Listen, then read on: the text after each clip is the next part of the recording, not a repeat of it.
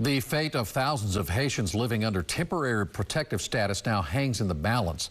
The Department of Homeland Security plans to end the status for Haitians in less than a month. News journalist Victoria Lucas joining us live in Tampa with more on this story. Victoria, I know you had a chance to speak with some Haitians about this. What's their reaction? Yeah, Keith, the whole situation sending a wave of panic to the Haitian community here in Tampa. One Haitian TPS holder I spoke with says going to Haiti now would be a death sentence.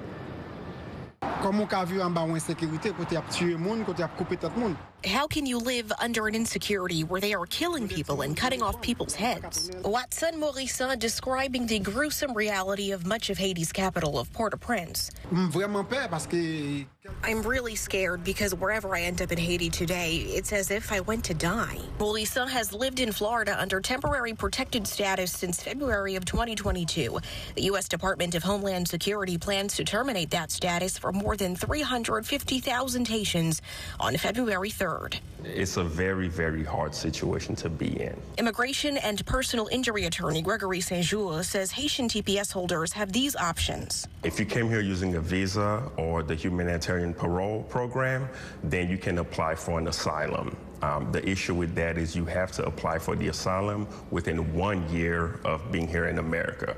Your next option would be if you met an American citizen, fall in love, got married, then you could file the relative petition. The Department of Homeland Security issued the termination announcement back in late November, saying in part, based on the department's review, the secretary has determined that while the current situation in Haiti is concerning, the United States must prioritize its national interests, and permitting Haitian nationals to remain temporarily in the United States is contrary to the U.S. national interest. My president died in his own house, assassinated with gunshots, machetes. I have no one watching over me. What's my fate? The federal judge in D.C. will decide whether or not to end TPS for Haitians, but that won't happen until February 2nd, a day before the deadline. Keith? Well, obviously, Victoria, some TPS holders may decide not to self-deport, like the man maybe you're talking to there. There's so much going on. You got all that conflict in Haiti. What did the attorney say about that? Yeah.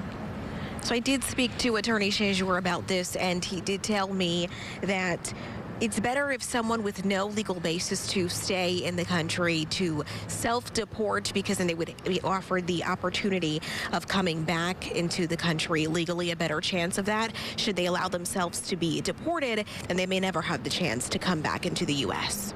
Difficult choice, to say the least. Victoria Lucas, live in Tampa. Thank you.